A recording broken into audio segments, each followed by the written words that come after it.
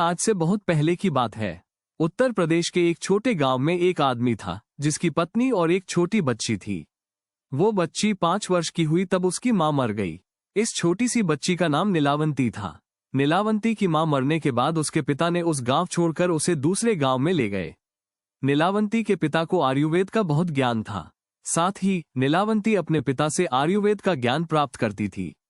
नीलावंती की एक खासियत थी कि वह पेड़, पौधे, जानवर और पक्षियों की भाषा समझती थी।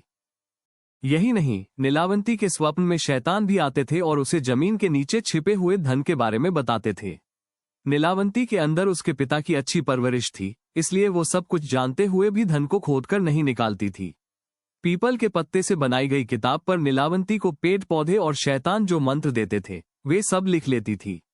जब नीलावंती 20 से 22 वर्ष की हो गई तो उसके स्वप्न में आने वाले भूत प्रेत सच होने लगे।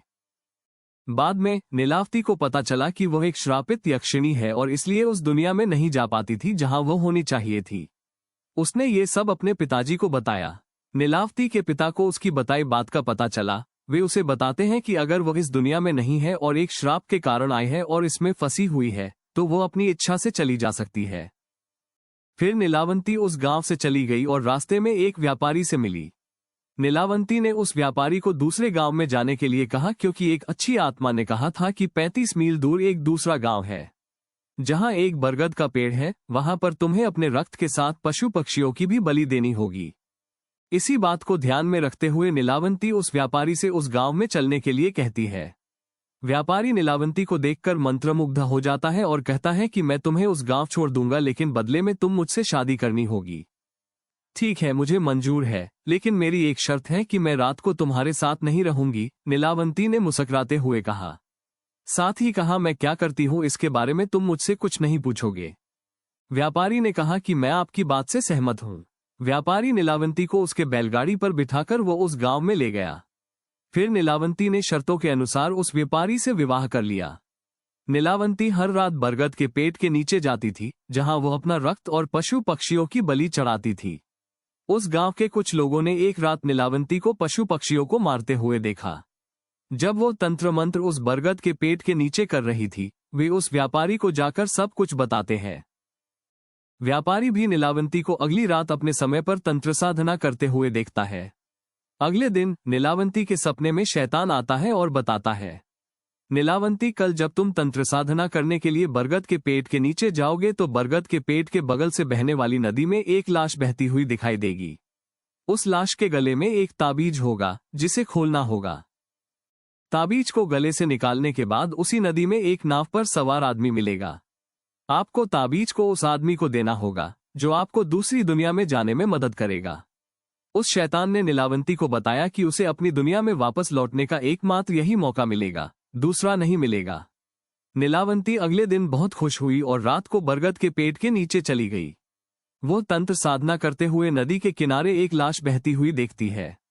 जब वो अपने रक्त और पशु पक्षी की बलि दे रही थी, तब वो लाश के पास जाकर ताबीज को निकालने की कोशिश करती है। वो असली शैतानी व्यापारी भी वहां आ गया। वो पहली ताबीज की गांठ खोलने के बाद दूसरी खोलने ही वाली थी कि गांव के लोग आ गए और नीलावंती को नरभक्षी समझकर कहने लगे कि ये दोनों शैतान हैं। ये दोनों सभी गांव वालों को मार डालेंगे, इसलिए इन दोनों को मार डालो। गांव के सभी लोगों ने अपने अपने हथियार लेकर दोनों को दौड़ा दिया। नीलावंती बच गई, लेकिन ग्रामवासियों ने व्यापारी रूपी राक्षस को मार डाला। मरने के दौरान राक्षस ने कहा था कि ये चमत्कारी किताब मुझे दे दो।